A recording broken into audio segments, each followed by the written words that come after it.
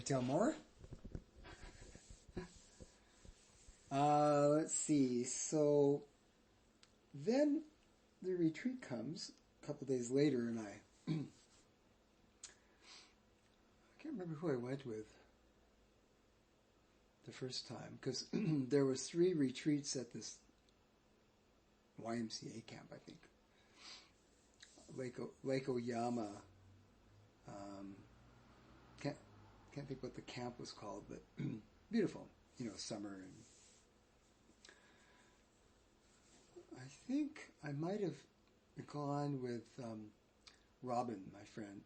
His name is Vasudev, because I think that's how we went.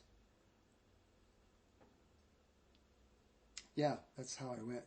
We rented a U-Haul to take a bunch of carpets, big old Persian rugs, to that place, because we needed them for yoga.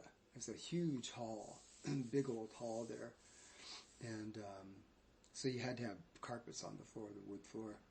So that's what we did. Me and I think my friend, so I'd been playing in this particular band called Science at that time. And I think, anyways, friends of mine, the sister of one of the Richard, the bass player, I was friends with his whole family, and her daughter, Nicola, wanted to come. So she went with us in this U-Haul. It was really funny. She was, she was 10 or something, or 11. We're still friends, Nicola, really, anyway. So there we were. Nick was just a bundle of fun. And me and Vasudev and in the U-Haul driving this truck to the Okanagan to the retreat. And so that's how I got there. And extraordinary things happened while I was there, to me. First of all, it was great fun. Like I said, must have been a couple hundred people that would come from everywhere, from the States. A lot of the Americans would come up from Mount Madonna Center, because they always like to travel with them anyway. They love coming to Canada. And then they were the ones that, most of those people had all this great knowledge of being with him forever. So there were yoga teachers and people that knew, Sanskrit, because he writes on a chalkboard. So if he's writing in Sanskrit, which he does often, somebody has to read it for him, which was part of the delight. So he sits there and will answer a question or write something, and then who's ever sitting next to him will read it. And so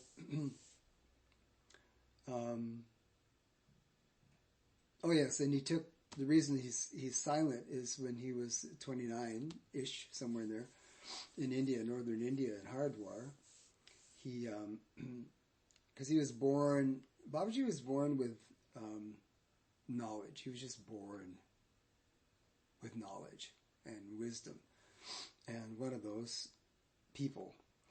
And so one of the stories goes, I maybe not have it right, but when he was 7, I think, 7 or 8, his father wasn't there anymore. It was just he and his mom. And he just says something like, "Can you tell me how to get out of this box?" This box. That's how he put it. And she says something like, "No, no." And then he said, "Well, I have to leave." So then he went off as this young boy and went to an ashram. And, I can't remember the whole story, but that's kind of, but he already had, knowledge. He just had to go because it wasn't there. And, I don't know, I can't remember the whole story. It's all in books, but, so he's a little child, and then he goes through this whole period of where he's,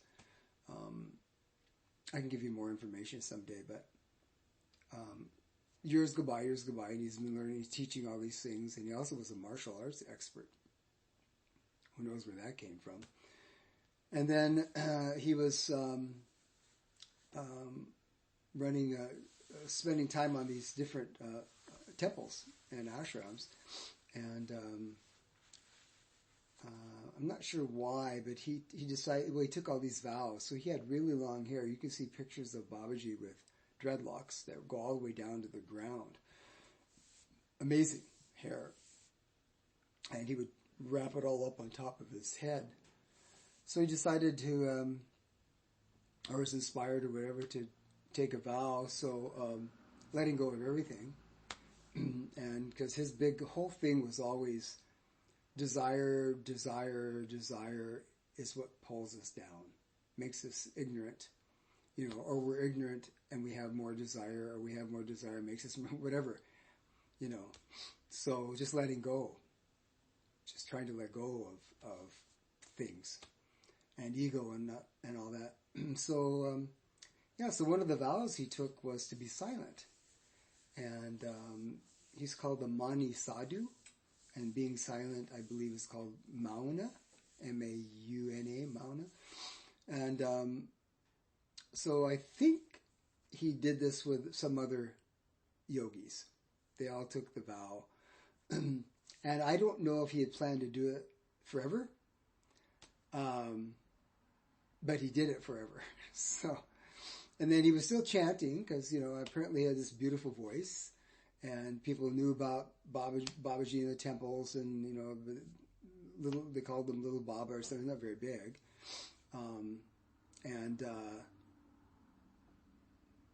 So that's what he did. And then he just, for the rest of his life, he just wrote on a chalkboard, or would answer every letter you would write him. He answered thousands and thousands of letters. And so he didn't speak all those years.